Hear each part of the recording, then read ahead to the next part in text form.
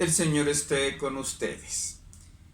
Iniciamos esta segunda reflexión sobre el martirio de nuestros mártires trinitarios que murieron entre 1936 y 1937 durante la Guerra Civil Española.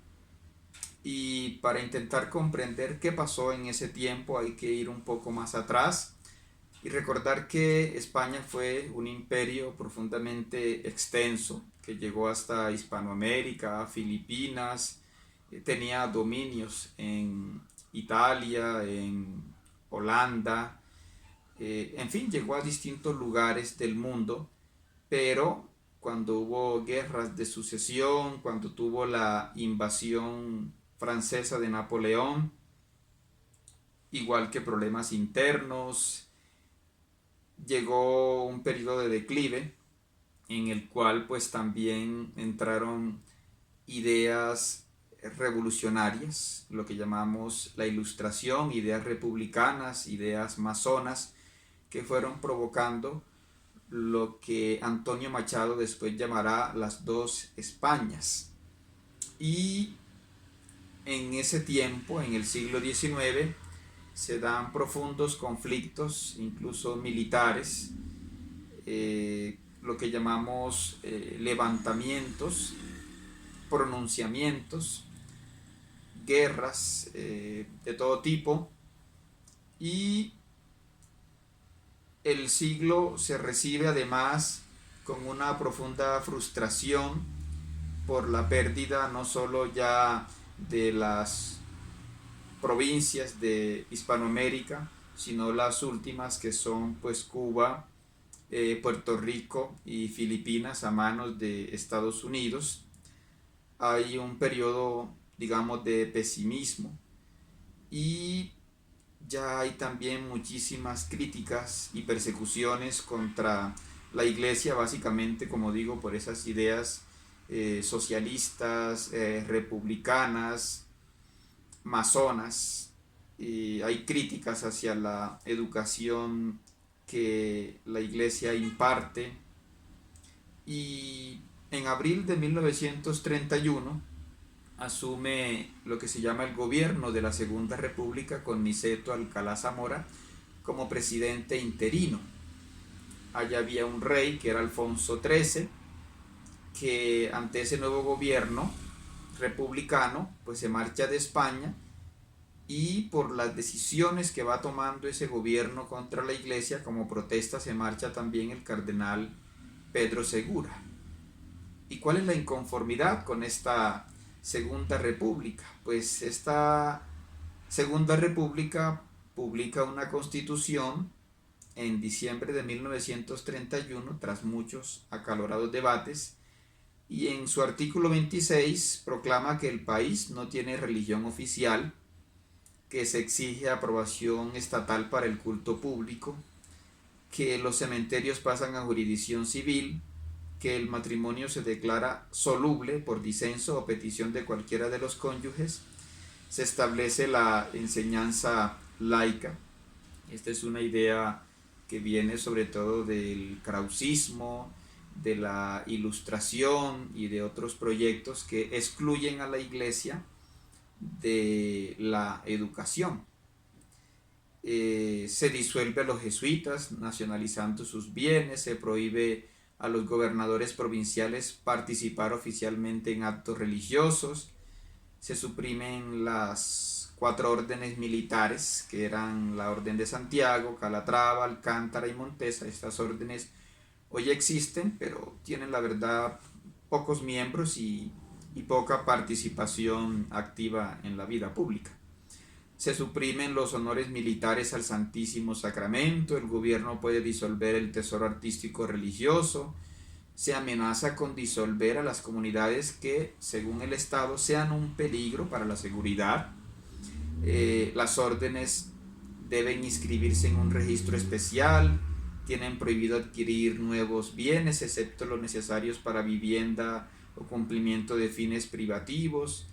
A las órdenes religiosas se les prohíbe la industria, el comercio, la enseñanza, y deben rendir cuentas al Estado de sus inversiones.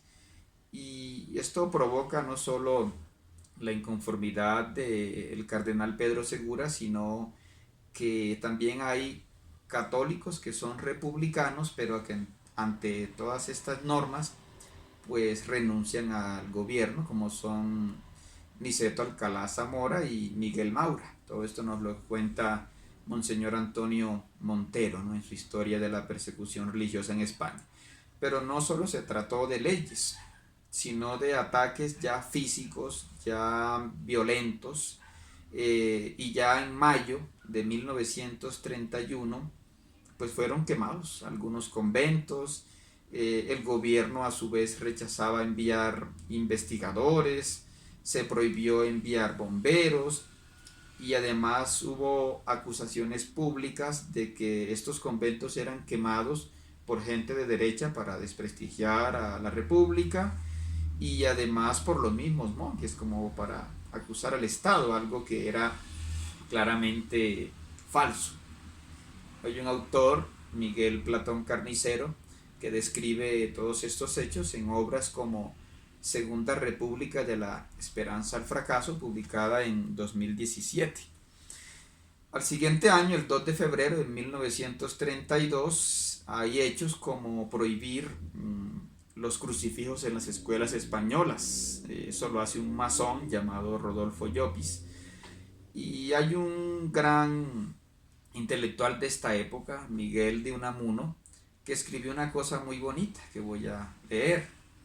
La presencia del crucifijo en las escuelas no ofende a ningún sentimiento, ni aun al de los racionalistas y ateos, y al quitarlo ofende al sentimiento popular, hasta el de los que carecen de creencias confesionales. ¿Qué se va a poner donde estaba el tradicional Cristo agonizante? ¿Una hoz y un martillo? ¿Un compás y una escuadra? ¿Qué otro emblema confesional? Miguel de Unamuno no era especialmente creyente, pero era una persona respetuosa, y por eso a este masón le responde que acaso la escuadra y el compás son los símbolos que identifican a un país como España. Y él tiene presente, como dice aquí, los sentimientos de una nación que era bastante católica en ese tiempo. Y ya en 1933, en diciembre, los anarquistas, que también han entrado a España, pues atacan iglesias, quemando edificios. Entonces vemos cómo la violencia va escalando poco a poco, se va pasando de quemar edificios, luego irá a atacarse personas. Ya se habían asesinado sacerdotes también años anteriores. Y esa acusación, por ejemplo, de que la iglesia tenía numerosas propiedades, pues es falsa, porque en 1936 asume el poder el llamado Frente Popular, que está formado pues republicanos, socialistas, regionalistas, y ellos nunca expropian grandes propiedades de la iglesia, son pequeñas granjas lo que expropian, o sea que la iglesia no era terrateniente. La iglesia pues estaba ayudando a sacar a España del analfabetismo, porque también todas estas guerras trajeron atraso a España. ¿Qué pasaba mientras tanto en nuestra orden trinitaria? En 1933 se da el capítulo general trinitario en el Colegio Internacional de San Crisógono en Roma, y allí es reelegido ministro general Antonino de la Asunción. En ese año, 1933, se decide dividir la provincia española. Se divide en dos, la provincia de la Inmaculada y la provincia de la Transfiguración. Esto indica que la orden estaba creciendo, porque desde hacía unos años, hacia 1879, la orden había sido restaurada en España, porque también había habido expropiaciones como la de Mendizábal, se habían expulsado a los trinitarios, había quedado solo la casa de San Carlino en Roma, y desde allí la orden comienza a crecer de nuevo por España, iniciando por Alcázar de San Juan y por casas de Italia, y de ahí se va a extender a otros países, incluso hasta llegar acá a Colombia. Entonces también se organiza el Vicariato del Espíritu Santo, se le da ese nombre a todas las casas de Hispanoamérica, y la provincia de Italia se divide en dos, la de la Natividad y la otra conserva el antiguo nombre, provincia de San Juan de Mata. En ese capítulo, ya en 1933, se habla de la persecución en España, se ve que está aumentando, y se decide en ese capítulo que en caso de que haya aumento de la persecución, la casa de noviciado quedaría en Francia por ser la provincia más cercana, el país más cercano. Además, en este tiempo se dice que el fin primordial de la orden no es la redención de cautivos ni de las almas en error, como se había dicho en el capítulo de 1907, sino el culto interno y externo a la Santísima Trinidad, sin excluir las obras de misericordia. Y en ese tiempo pues se desaparecen los capítulos provinciales hasta las constituciones de 1969. Hay como un regreso al centralismo de la curia general, y también el definitorio general pues elegía provinciales cada año, y el definitorio provincial elegía a los ministros locales, como nos recuerdan los padres Ventura Guinarte González y Bonifacio Porres en su obra Los Trinitarios en España y América. En el siguiente video pues seguimos reflexionando sobre el contexto de la España de ese tiempo.